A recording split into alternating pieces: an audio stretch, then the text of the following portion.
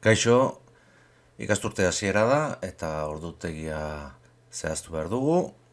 Zuzendaritzak eman digu ordutegia eta orain inikan sartu behar dugu. Lehenik, komenitzaigu jakitea orduak nola antolatzen diren.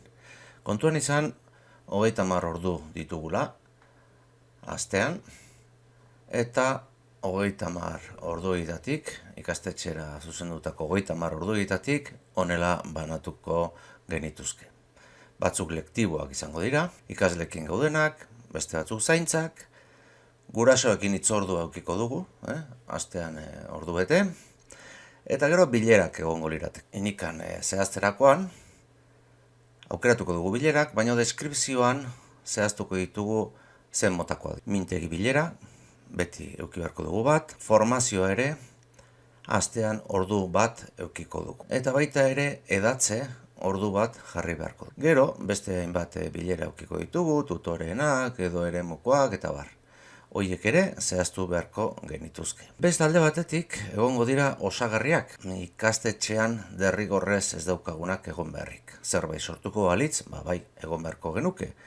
Baina, printzipioz ez dira ikastetxean egon beharrekoak. Etxean lanean egoteko. Beraz, 24 ordu osatuko dute guzti hauek, ikastetxean presentzialki egotekoak eta 6 ordu etxean lan egitekoak, beste ezer ez bada. Guzti hau jakinda eta irakasle bezala gaudela, inikan ordutegia sartzeko, egin beharko dugu konfigurazioa ordutegia sartu. Hemen utzi daukagu.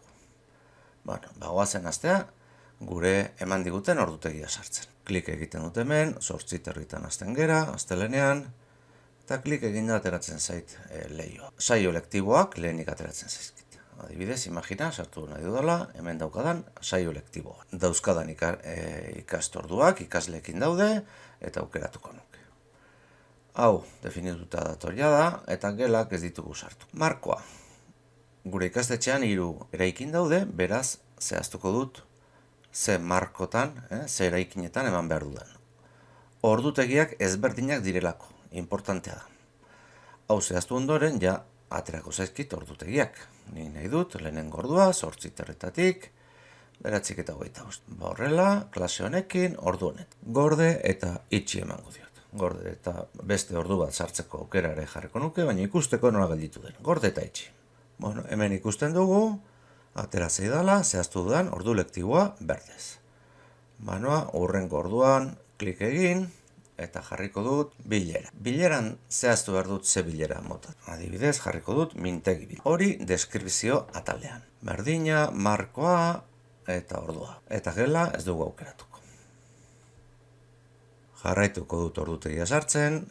Hemen jarri behar dut orain zaintza. Zaintza atsedenean jarriko. Zaintza hemen zehaztuko dut, zein eraikinetan den, eta nahi dut jartzea atsedenean. Listo, hemen agertu zait, atsedeneko zaintza. Orain, gurasoekin hitzordua jarriko. Hemen falta zait deskripzioa jartzea. Nun egongo naizen? Gurasoekin hitzordua, zein eraikinetan nagoen. Gorde eta itxi. Listo, eta beste ordu bat, sartu dezaket, osagarri. Osagarria dira ikastetxean derrigorrez egon beharrik ez daukadanak. Osagarria, jarriko dut hemen, zedaen horrela esaten digu. Ikusten duzu horrela joango nitzakela jartzen. Bi gauza falta zaizkit. Formazioa eta edatze, astean behin jarri behar dut, eta guk asteazkenetan izaten dugu. Bilera mota dira, beraz, asteazkenean jarriko dugu. Asteazkenean bilera, formazioa bilera da, hemen formazioa, hau guztiok berdin jarriko dugu. Edo zein markotan berdin zaio, ze beti dago, ordu bat, 3:30, 4:30. Orain beste bilera bat jarriko dut, eta hau izango da, edatze. Asteazkenetan eukitzen dugun, edo tailerra, edo ikasleekin egoteko unea, horrelako kontoiek bilera bezala zehaztuko ditugu. Eta hau jarriko dugu 4:30, 5:30.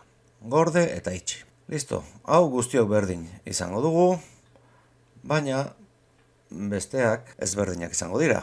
Ordu lektiboak zuzendaritzak emango dizkigu, mintegi bilera ere zehaztuta etorriko zaigu, eta zaintzak. Gurasoekin daukagun harrera ordua adibidez, guk nahi dugun lekuan jarri genezake.